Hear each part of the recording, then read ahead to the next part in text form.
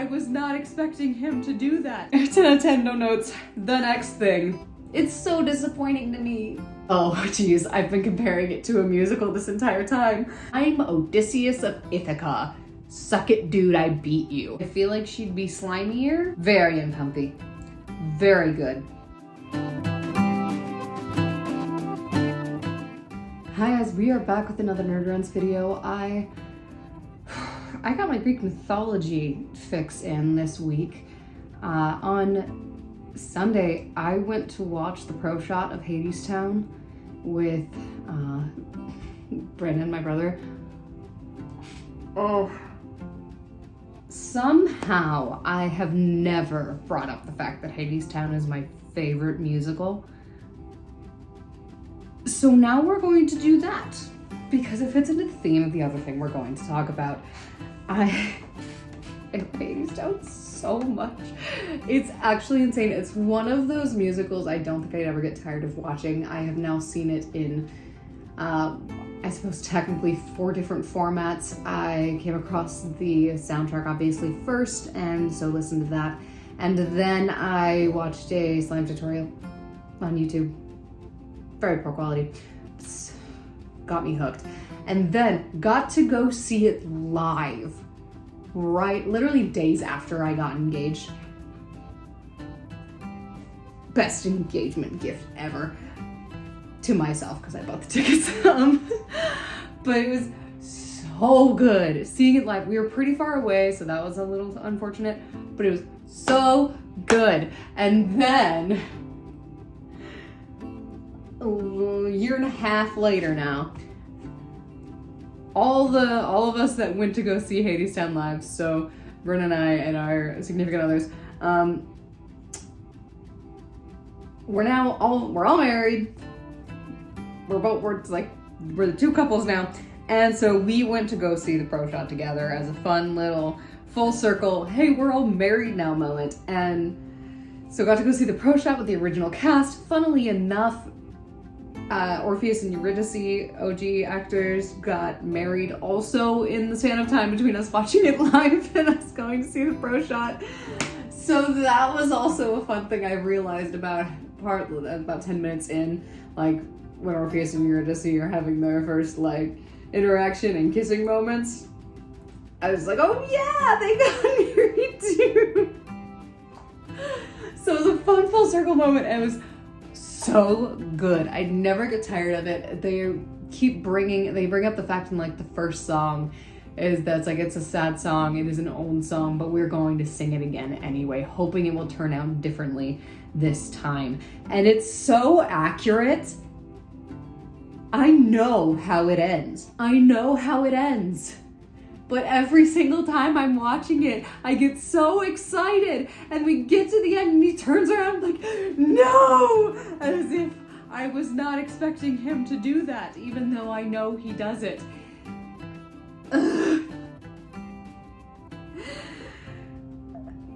She wrote it so well. I can't even remember. It's nice something. She wrote it so well. It's so good. I love it so much. It is my favorite musical. Wait for me. Top musical song. Especially the reprise wherein even Evelyn comes in and just takes it. It's so good. It's so good. And Brit and I were like minded in this, so it's so fun. And we just drag our husbands around Hadestown things, and this will never end. I think the only reason I'd ever visit New York, I think, is to see a Broadway show, and it might have to be Hadestown if we do that, because New York's a little bit gross for multiple reasons, and so in order to get me out there to watch a Broadway show, it'd probably have to be Hadestown, and I would be bringing Brandon, we would bring our husbands with us, and it would, yeah. That might be the next step in our little Hadestown journey, is we've gone from slime tutorial to pro shot, and now we have to go see official Broadway. That might be on the to-do list for the next version of Hadestown that we watch. It's so good though. It's like 10 out of 10, guys. I love it so much.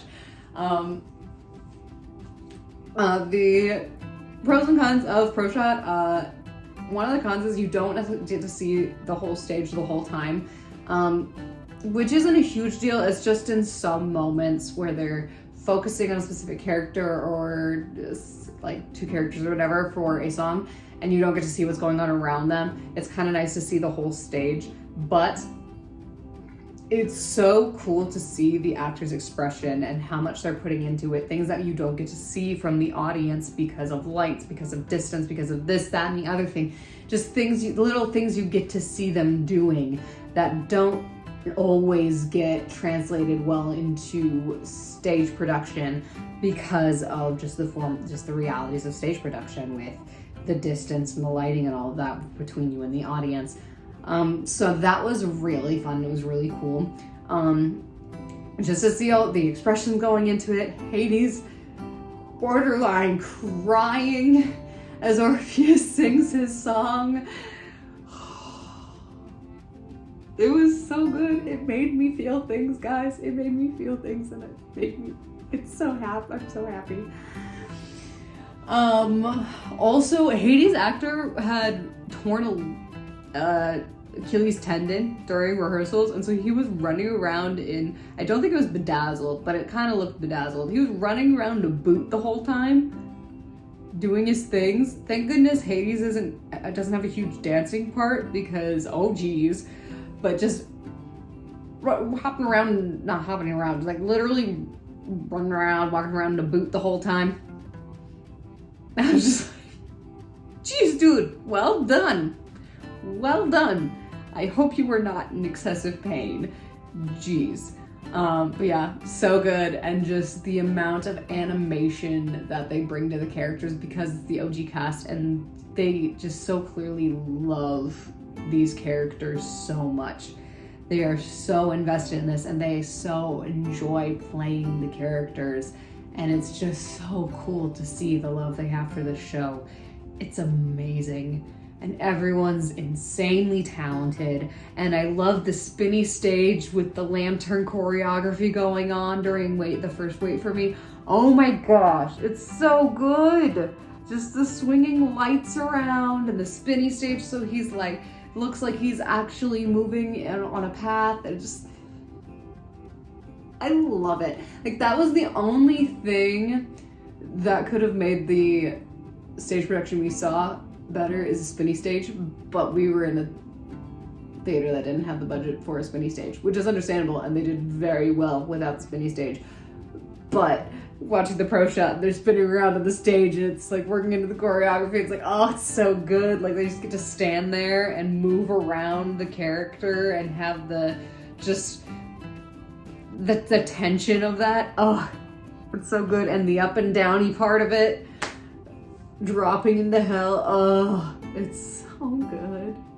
It's literally so good, guys. It's 10 out of 10 and you all need to go watch Hadestown. I don't care if you like musical or not. Go watch Hadestown. It's so good. It's so good. I literally have nothing else to say besides the fact that we don't even need a movie adaptation of this musical, because now we have the Pro Shot and that's literally all we need. That is the most movie adaptation we need of this musical, because I have literally no idea what they would add to this. Like, I watched the Pro Shot and like, I have no clue what you would add to this except cutting out like the artificial, like making the landscape a full landscape. And at that point, it's not even worth it if that's all you're going to do. So basically, it's perfect and I love it. And it made me feel things. Yep. And I was riding home thinking of parallels between the Jesus coming after us and Wait For Me, and it was a great time. I had so many feelings and it was so fun. Oh, all other Hadestown lovers, like, let's go at it in the comments. I just want to nerd with all of you. It's so good. Okay, 10 out of 10, no notes. The next thing I do have notes on.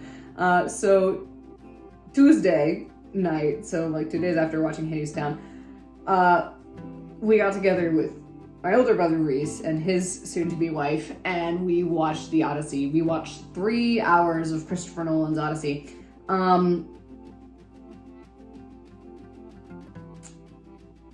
Yeah.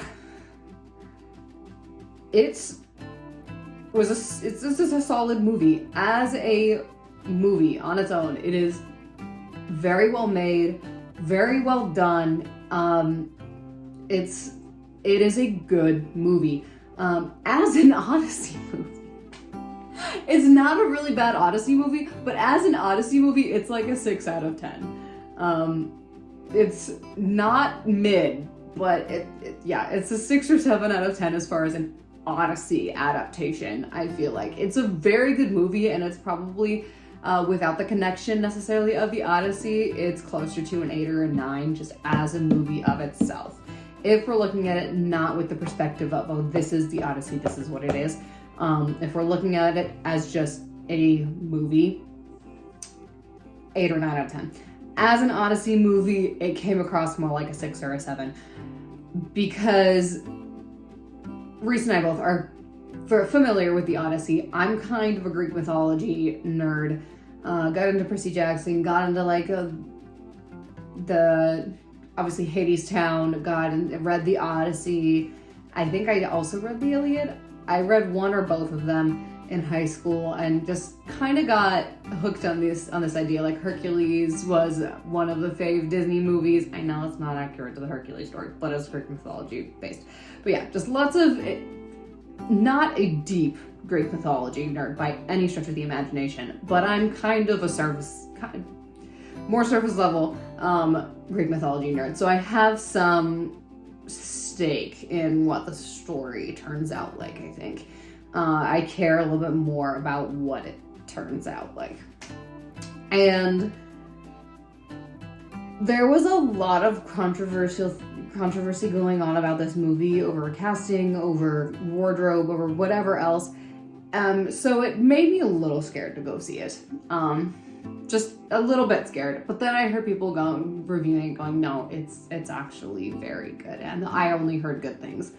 So I was like, let's go see it. Reasoned better than we thought it was going to be, going in very like hesitant with how this is going to turn out. He's like, it's better than I thought it was going to be. And I'm just like, I was mildly disappointed by some things and how they handled the overall storytelling of the Odyssey itself, but the movie was good. Movie 8 or 9. Odyssey movie 6 or 7. I'll keep saying it until my brain forms a coherent thought. Let's just start with the biggest thing that I took issue with, or it's not necessarily an issue, but it's the main thing that is in obviously the original Odyssey that I miss, is they take out every single god that he encounters except technically Athena. And Athena more acts like a figment of his grief and his PTSD than acting like a goddess. It's almost like it's this thing his imagination came up with to deal with the grief and the PTSD, and he envisions it as Athena. Because that's what she acts like. She's very passive. She's just sort of passing off riddles, and he's like, a lot of the scenes, he's like, the gods communicate in ways we can't understand. And she's just like, who doesn't understand this or that, or the birds, a plentiful harvest, or pain, or suffering, or that's like, who doesn't understand that? What do you take that as? That's the gods talking to you, basically. And that is a majority of her interactions with him. They're very minimal. They're very passive. Like, for a goddess who interferes with a lot of different characters' lives in this just group of Greek myths like Iliad, Odyssey, and I don't remember what the Agamemnon one is called. We were just talking about it after the movie. Where Agamemnon gets home and we figure out what happened with that and his wife and his son and that kind of thing. She interferes in confirmed 3 different characters' lives in that. She is the patron goddess of Odysseus from his childhood. When Odysseus fails her, she goes and, because she still has a care for Odysseus, goes and looks after Telemachus. She has a discussion with Agamemnon's son after he murders his mother. And just, that's 3 characters over 3 stories in the same, about pretty much the same event, the same time period that she interferes with. She's a very, involved goddess, is the impression I'm getting from these myths. And she just sort of exists in this. This is not against Zendaya as an actress, or literally any qualms I come up with about this movie. If it isn't made perfectly clear, it's not about the people playing the character. Yeah, it's about the story, how it was written, how it was played out. They take out all the gods. So Hermes is gone, Aeolus is gone, Zeus is gone, Poseidon, who is literally the main antagonist of this story, is gone. They don't show up. There's no character for them. They are mentioned and the consequences of their anger show up, but they do not, which is sad. I think it's really sad. I would have loved to see some intimidating guy rise from the ocean or come down from the sky and just be like, you have wronged me, and because of that, you will die. And just boom, summons giant lightning bolt, summons giant storm, and takes out a bunch of Odysseus' guys.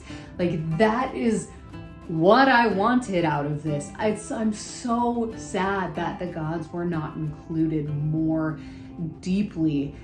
And my brother made a comment, it's like they're trying to walk the line of, oh, it's not really fantasy, so the gods don't necessarily, we're making it iffy if the gods exist. But we have these, Cyclops, Lastrygonians, Witch, Sirens. All of the monsters are still there, but we're gonna play it more 50-50 on whether the gods exist. I'm like, no, go all in. This is the Odyssey you are adapting. The gods show up so many times in so many different ways, most of the time trying to screw Odysseus over. They are the reason it takes him 10 years after the war to get home. And they just aren't there. So that is my biggest disappointment with the movie. It's not a bad movie, but this is what takes away from it being an Odyssey movie, is they remove all the gods that come up in the story, except Athena. And even Athena they make really passive and more of almost a conscience than a goddess. And it's so disappointing to me. It's so disappointing to me. Some of my biases are coming from the fact that I am a very, very big Epic the Musical fan. So some of these things will come out because of the comparison of that going on in my brain the entire time. Subconsciously, I was not not fully aware of the fact that I was comparing all of this to Epic, but I got out of it and went, oh, Epic was better. And I went, oh, geez, I've been comparing it to a musical this entire time. So I just love how all the gods show up and all these different ways, and they do all these different things when in Epic, and then they just don't exist in the Odyssey movie, and it's sad. It's sad. So that's my biggest disappointment with the movie, is that the gods just don't exist in this. they just don't show up. And then I think the pacing is a little weird. Because there's Telemachus' side of the story, which is kind of slow, and he's kind of going off and he's finding information and he's kind of just sitting around, not a lot of action going on, and so that feels really slow. And then we come back to Odysseus, who is going into battle after battle after battle, and so it's going really fast and things are happening, and all this, that they run onto an island and find the Lastrygonians, and so they immediately run back to the boat to leave. And so it's just, that's so fast paced. And Telemachus's little side plot thing that's going on with him trying to find out if his dad's alive or dead so he can take the throne is so slow, because there's nothing actually going on action wise. It's just narrative and setup, basically. It's more background and that kind of thing for Telemachus and Menelaus, and giving them more of a part because we hired 27 big budget actors. And yeah, so the pairing of the slower Telemachus plot going on versus the fast-paced action going on with Odysseus' journey home, they clash really hard, and they spend probably 40 to 50% of the movie on Telemachus' side plot and what's going on in Ithaca. And so then that leaves only 50% of the movie for the plot of the movie, which is Odysseus' journey home. And so then on top of them being fast-paced versus Telemachus' slow story, they have less time to cover the things. And so the Lotus Eaters are cut, and they're mixed, and the Lotus is mixed in with Calypso. And obviously the gods are cut, and who else is cut? There's a few things that happen that don't actually come up in the movie just because of how the timing obviously happens.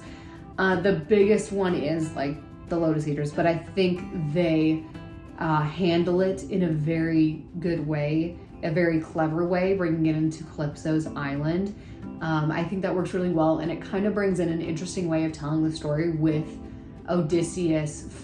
She finally don't eat the flower anymore, and he starts remembering things, and I think that's a cool way to tell the story, having it be like a retelling of what happened, and so that's not a horrible change. But like the Cyclops, it feels really fast. Like they're in there for like 3 days, but it feels a little fast. And part of that is we kind of skip over the Cyclops is intelligent part. Like he doesn't speak until after they gouge his eye out. And in the Odyssey, we have the cool back and forth between the Cyclops and Odysseus, where he's like, no, I come in peace, we just want food. And he goes, what's your name? He's like, I'm nobody. And that whole interaction, and we have the, oh, nobody hurt me. And the moment where Odysseus's pride comes out, and he's riding away and on his ship having escaped, and in just pure bragging at the fact that he escaped and rage at the men that he lost, he goes, I'm Odysseus of Ithaca. Suck it, dude, I beat you. And that's how Poseidon knows, this guy, this specific guy, we're gonna screw him and keep him from getting there. So that's really sad. We lost that, and the Cyclops was sort of chalked up to a creature with little to no intelligence until the end. He starts talking. They're like, oh my gosh, he's intelligent. He can talk. And then we can't understand what he's saying because the filter's really heavy on his voice. So that aspect of the Cyclops was really sad. But the Cyclops itself looked so good. Like, visually, this movie was wonderful. It was stunning.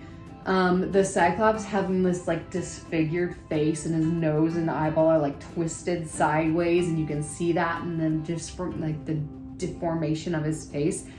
That, so good. Looked so good. And so as well, just giant snake mouths ripping men from the ship.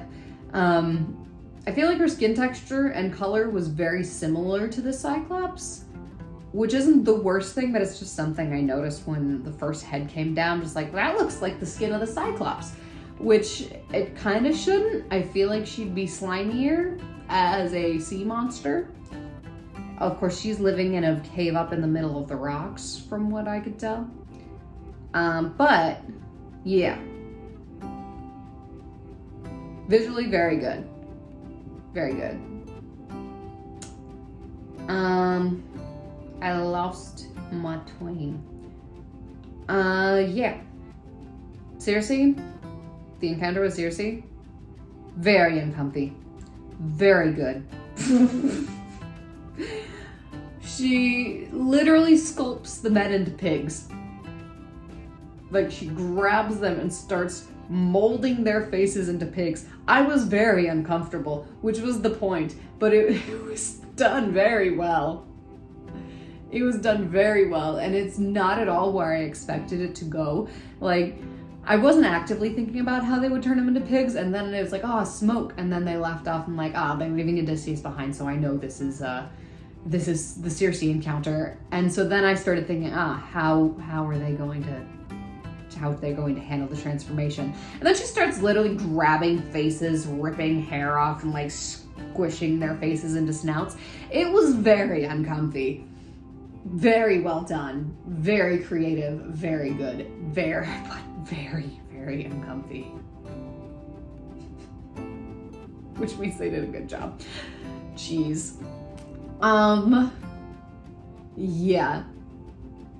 That's the main island things going on, because then they ride past the sirens, then they go to the underworld, which is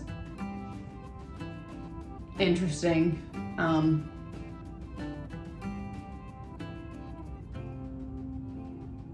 Yeah. I feel like they're running off the ship, or like they're walking off the ship and then running back to the ship in very quick succession in most of these situations, which is again why it feels rushed. Like, we don't get to spend a lot of time in the different places. But yeah. Again, those are the main two things, like the pacing between the two storylines that's happening, and the fact that they took the gods out. Those are the main qualms / disappointments I have with it, and the gods one doesn't really take away from the movie technically, but personally it does. For me personally, it does. Yeah. Everyone's performance, really good. Like, they are big budget actors for a reason. They do very well. Yeah, so good. And I think everyone's very, very well cast.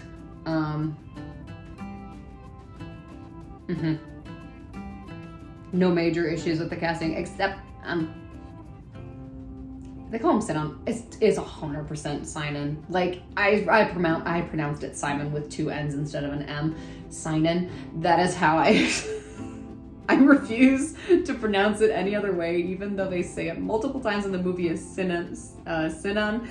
It's Sinan in my head, and I'm going to call him that. Sinan is a made-up character that they created for this movie.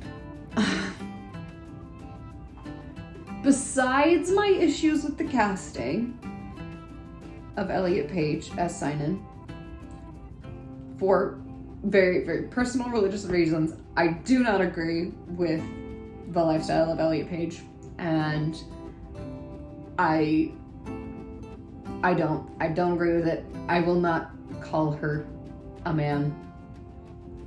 I know I will offend people with that. I won't call her a man. I will just stick to Elliot Page as a name. So yeah, besides my personal issues with the casting of Elliot Page, Elliot does not do a bad job acting. Again, because of the situation, the voice sounds a little bit off. Like, it's very deep. It is meant to sound very masculine, but because she's trans. It doesn't, I don't know. I don't know how to describe the fact that it just sounds off. And I don't want to push that and get myself banned from YouTube. So it just doesn't sound like a natural man voice to me. We'll leave it at that. Doesn't sound like a natural man voice to me. Also, the character serves quite literally no purpose in the movie. Like any other person or extra could have done this, played this role. The only thing that Sinan adds to the story is a cool screw you moment to Antinous as Odysseus kills him with the lot tile. That is the only thing that Sinan's character adds to the story. And again, could have been played by literally any character. Any extra. But, you know, they had to make a named character so that there was some weight to the lot tile thing. So, yeah, that's the only thing that Sinan adds to the story is the lot tile F you in the mouth moment. Yeah. Only thing Sinan adds. Do not come at me about that, because objectively you can't argue with the fact that Sinan does very little in the story.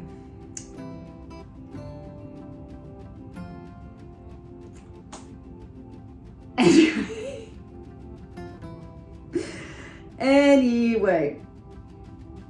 Yeah. Things. Many little things. I didn't have a huge issue with the costumes. Obviously, they kind of lead more Roman than Greek in style, and they're the Hollywoodized versions of pretty much everything. But the only outfits that in any way like took me out of what was going on was Menelaus and Telemachus's like little hunting outfits when they had their little shooting match in the woods with the birds. Those are the only costumes that fully did not fit with the feel of the movie, the feel and like vibe that they set up with the movie, and somewhat took me out of it. Those were the only two costumes. Everything else was not a huge issue. I understand it's not historically accurate and it's a Hollywoodized version of this era of clothing, but for what it is and accepting that, and within it being just being the aesthetic they set up for the movie, they all look very good.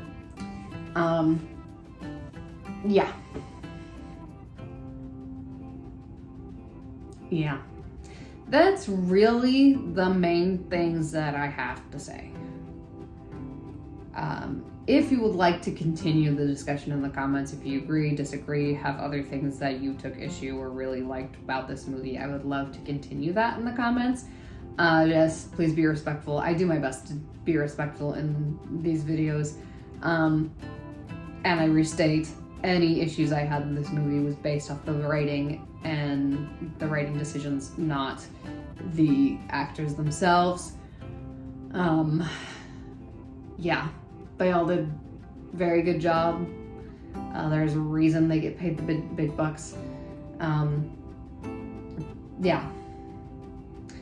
I don't have much to say. I threw myself off the groove when I had to get into the Elliot Page discussion, because that's the only casting that I have an issue with, but that is not because of necessarily the character they were cast as, but personal reasons.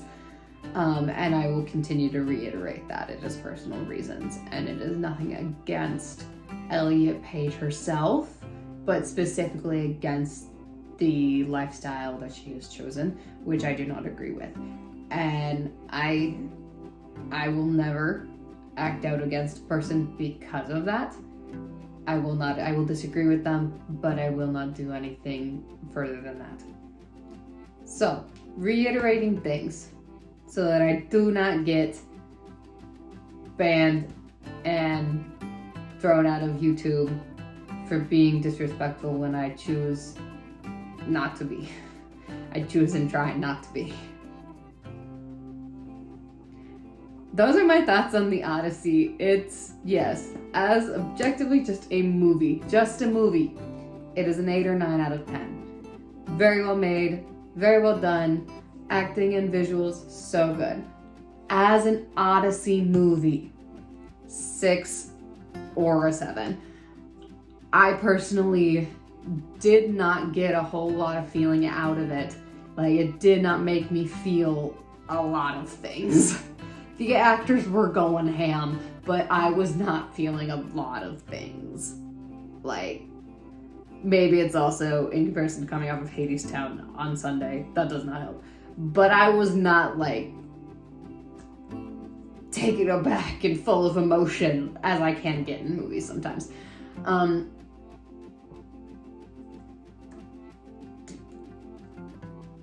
Epic's better.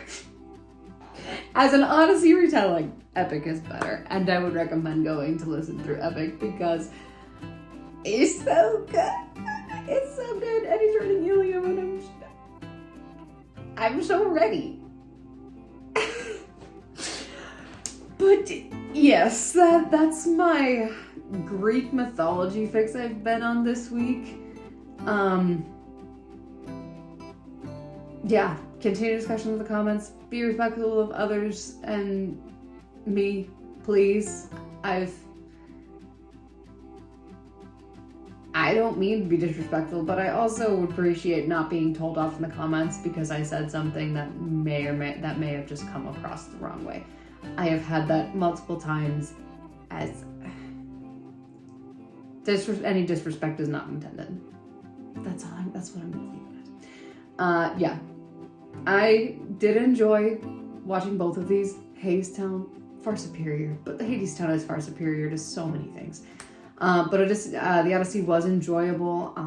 I would recommend it. It is a fun watch. It's a very interesting watch. It's, yeah. The whole idea of Zeus's law and how that plays into the story, and that's their core belief, and then Odysseus thinks, I broke this, and therefore I'm not sure I'm worthy to come home.